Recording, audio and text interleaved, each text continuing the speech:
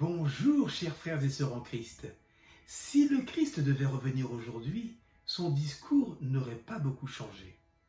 Avec nos sociétés modernes, seul le vocabulaire aurait évolué, laissant place à de nouvelles expressions telles que stock option, parachute doré, fraude fiscale, migrants.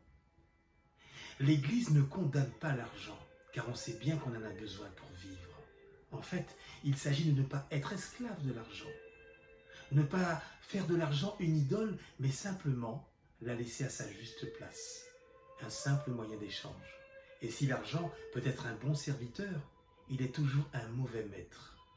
Aujourd'hui, la parole de Dieu nous invite à réfléchir sérieusement entre l'esprit du monde et l'esprit de Dieu, entre la logique de la corruption et de l'avidité, et celle de la morale, de la douceur et du partage.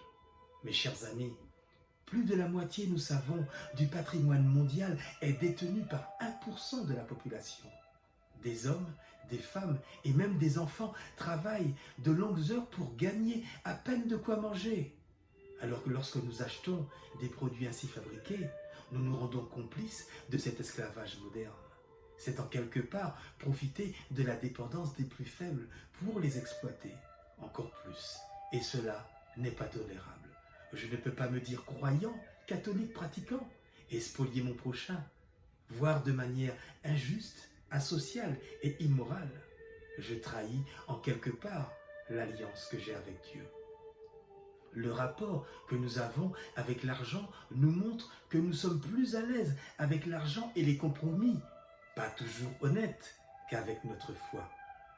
La foi chrétienne n'oppose pas et ne sépare pas le monde réel et le monde spirituel. Au contraire, elle les unit.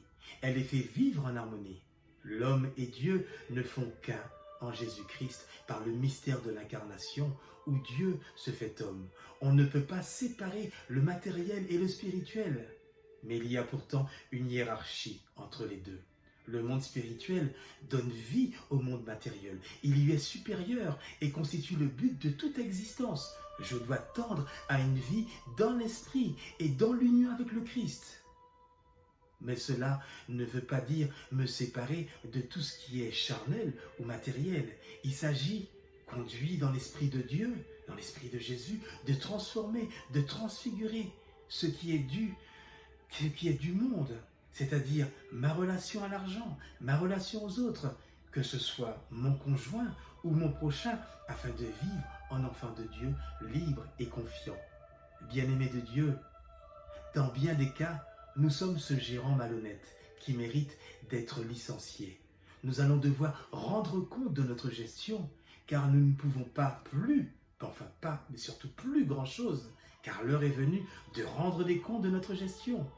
Il nous faut aussi penser à l'avenir. Il nous faut profiter du temps qui nous reste entre le verdict et la condamnation pour la mettre à bon escient, pour en fait nous faire des amis au ciel qui pourront prier, intercéder pour nous auprès du Père, comme c'est le cas du bon larron sur la croix.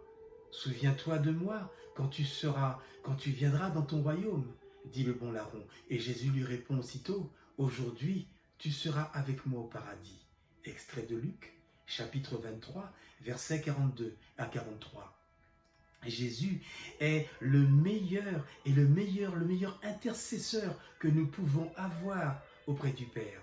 Les bons amis dont nous parle l'évangile de Saint Luc sont les pauvres, les nécessiteux, les exclus, ceux qui souffrent dans leur corps et dans leur âme, ceux qui sont précieux aux yeux de Dieu et ceux qui ont une place particulière dans le cœur de Dieu. Rappelons-nous qui sont les premiers témoins de la nativité en Luc chapitre 2, versets 8 à 20. Influents, ils sont de très bons compagnons de prédilection sur le chemin de salut. C'est ce que nous confirment les béatitudes. Heureux les pauvres, car le royaume des cieux est à eux. En Matthieu chapitre 5, verset 3.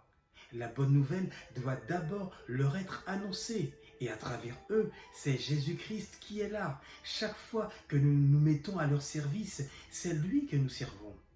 Vous l'avez bien compris, la principale amitié qu'il nous faut rechercher, c'est celle de Dieu et surtout de Jésus, qui est la seule issue devant toute déception et devant tout désespoir en ce monde. En aucun en aucun cas profiter de la dépendance des plus faibles pour les exploiter encore plus. Cela n'est pas tolérable. Mes frères et mes sœurs, demandons au Seigneur de parvenir à cette liberté d'esprit totale vis-à-vis des biens de ce monde et nous remettre à Dieu dans l'espérance de la vie éternelle. Prions pour cela, pour tous les hommes et les femmes, et plus spécialement les responsables de notre société, pour que leurs actions soient justes et sincères. Que ces derniers facilitent le climat de paix et de dignité dans notre monde dont notre monde a tant besoin. Amen et bon dimanche. C'était Raphaël de la Fraternité La Taste Martinique et le partage de la parole dominicale pour les personnes privées de liberté.